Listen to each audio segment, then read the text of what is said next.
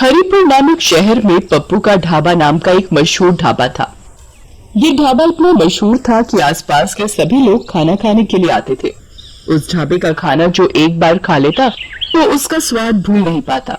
अगर कोई भी उस गांव में किसी भी काम से आता तो इस ढाबे का खाना खाए बगैर नहीं जाता।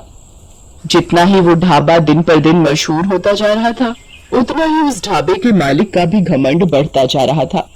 अगर ढाबे का खाना बच जाता तो उसे उस खाने को फेंकना मंजूर था, लेकिन किसी जानवर या भूखे भिखारी को मुफ्त में देना मंजूर नहीं था। एक दिन की बात है, एक भिखारी उस ढाबे के पास से जा रहा था। वो काफी भूखा था, उसने बहुत दिनों से कुछ नहीं खाया था, तो वो ढाबे के मालिक के पास गया। मालिक, कुछ खाने को दे दो, बहुत भूख लगी है, बहुत भूख लगी है बाबूजी, कुछ खाने को दे दो। अरे जा जा, आगे जा, कुछ नहीं मिलेगा। कुछ दे दो खाने को, बहुत दिनों से कुछ खाया नहीं है, बहुत भूख लगी है बाबूजी। सुबह सुबह पता नहीं कहाँ कहाँ से आ जाते हैं मुंह उठा के, सारा दिन खराब कर दिया। रामू, ओ रामू, इसे बाहर तो निकाल। रामू भिखारी को ढाबे से धक्के मार मार कर निकाल देता है, पर मालिक को भिखारी के ऊपर जरा भी दया नहीं आती और भिखारी भूख के मारे बेहोश हो जाता है। मालिक, ये तो बेहोश हो गया था, तो मैं क्या करूं? इसे तू दुकान के सामने से हटा, ग्राहक के आने का टाइम हो रहा है। जी मालिक। मालिक, मालिक, लगता है ये मर गया। अरे ये क्या बोल रहा है? मालिक, मैं सही बोल रहा हूँ। तुम एक काम करो, इसे जो ढाबे के पीछे कुआं है उसमें फेंक दो और किसी को कुछ पता भी नहीं चलेगा। जी मालिक। रामू, किसी को कुछ पता तो नहीं चला? किसी ने देखा तो नहीं? नहीं मालिक। आज का तो दिन ही खराब गया।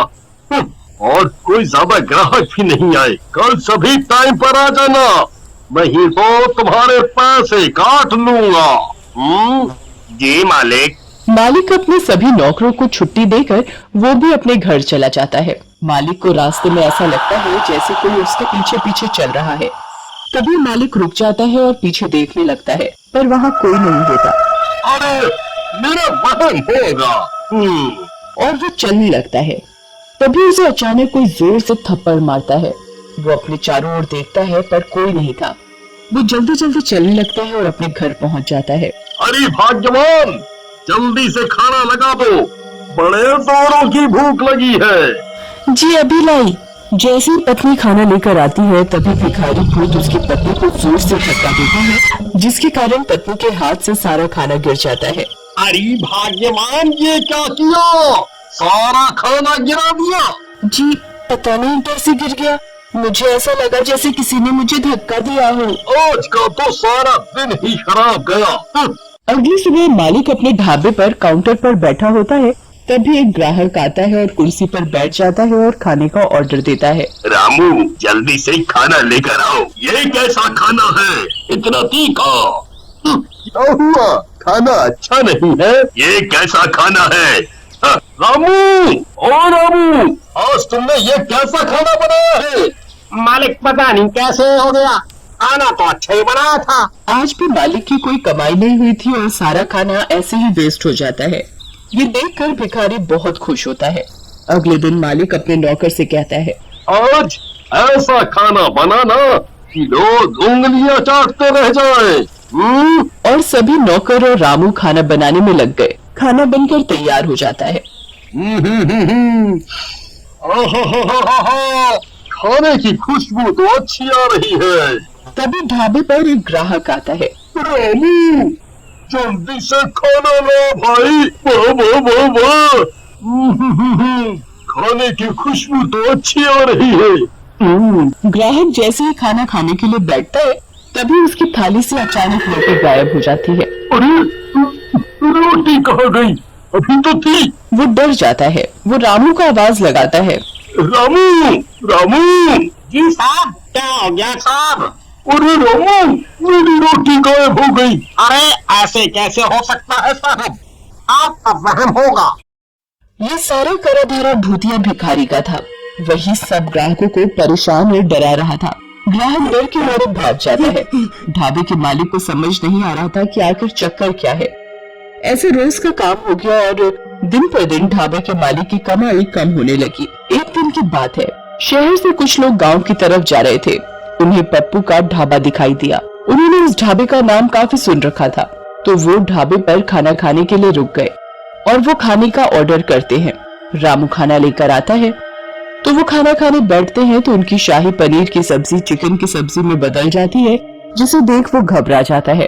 वो जैसे ही पीने के लिए पानी का ग्लास उठाता है तो भूतिया भिखारी सारा पानी उनके सिर पर डाल देता है और वो जोर जोर से चिल्लाने लगता है, भूत भूत भूत, अरे ढाबे पर तो भूत है। और वो वहाँ से भाग जाता है। देखते ही देखते ढाबे पर रोज अजीबोगरीब घटनाएं होने लगी। लोग उस ढाबे को अब भूतिया ढाबे के नाम से जानने लगे। एक दिन रात को ढाबे का मालिक जब ढाबे के गल्ले से पैसे निकालने के लिए गल्ला खोलता है तो वो देखता है कि इसमें तो एक भी पैसा नहीं है और पैसे की जगह मालिक को उस भिखारी का सर दिखाई देता है। भूत भूत, अरे ये तो वही भिखारी का सर है जिसे मैंने कुएं में फेंकवा दिया था। फिर ये इधर आया तो आया कैसे? मालिक की आवाज सुनकर ढाबे के सारे लोग मालिक के पास एकत्रित हो जाते हैं। क्या हुआ भाई साहब, आप इतना घबराए हुए क्यों हैं? ये देखो, हमारे गल्ले में भूत है। यहाँ उस भिखारी की खोपड़ी रखी है और उधर से पैसे गायब है। ये सुन सारे लोग बहुत घबरा जाते हैं। अरे भाई साहब, ऐसा कैसे हो सकता है? जाओ तुम एक बार गल्ला खोल के देख लो, तुम्हें वहाँ एक खोपड़ी मिलेगी। वो एक भूत है, भूत। वो आदमी मालिक की बात सुनकर ढाबे का गल्ला खोलता है, पर वहाँ ना तो कोई खोपड़ी होती है और साथ ही उधर उसके पैसे रखे होते हैं। अरे क्या भाई साहब, लगता है आपकी तबीयत ठीक नहीं है। आपने नींद में कोई सपना देख लिया है। आपको आराम करने की आवश्यकता है। अरे नहीं भैया, मैंने यहाँ सच में एक खोपड़ी देखी थी।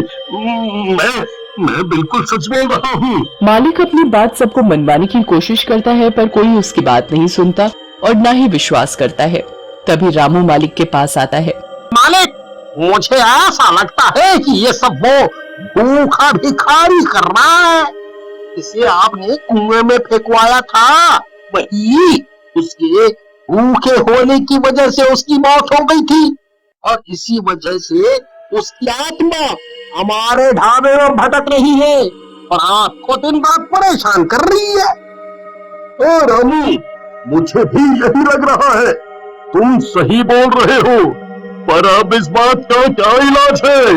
तुम मुझे ये बताओ, अगर ऐसा ही चलता रहा तो मैं एक दिन पागल हो जाऊंगा और मेरा ढाबा भी बंद हो जाएगा। आप चिंता ना करिए मालिक, मैं एक बाबा को जानता हूँ। मैं आपको उनके पास लेकर चलूंगा।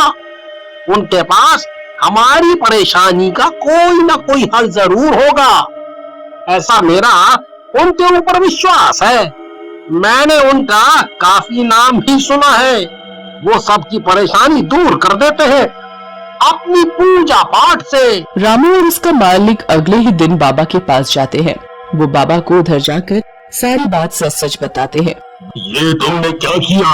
तुमने एक भूखे भिखारी की जान ले ली। उसकी आत्मा भूख की वजह से ही तुम्हारे ढाबे में भटक रही है और तुम्हें परेशान कर रही है। बाबा जी, हमारी मदद करो, हमसे गलती हो गई। हम कभी नहीं करेंगे आगे से ऐसा। हमें माफ कर दो बाबा। बाबा अपनी शक्ति से उस भिखारी की आत्मा को बुलाता है। मुझे किसी ने परेशान किया तो मैं सबको मार डालूंगा। मुझे माफ कर दो, मुझे माफ कर दो, मुझसे गलती हो गई। मैं आगे से कभी किसी भी भिखारी को भूखा नहीं जाने दूंगा, नहीं जाने दूंगा। मुझे माफ कर दो। बाबा अपने लोटे से गंगा जल छिड़क कर उस भिखारी को मुक्त कर देते हैं और मालिक से हमेशा गरीबों को खाना खिलाने को बोलते हैं।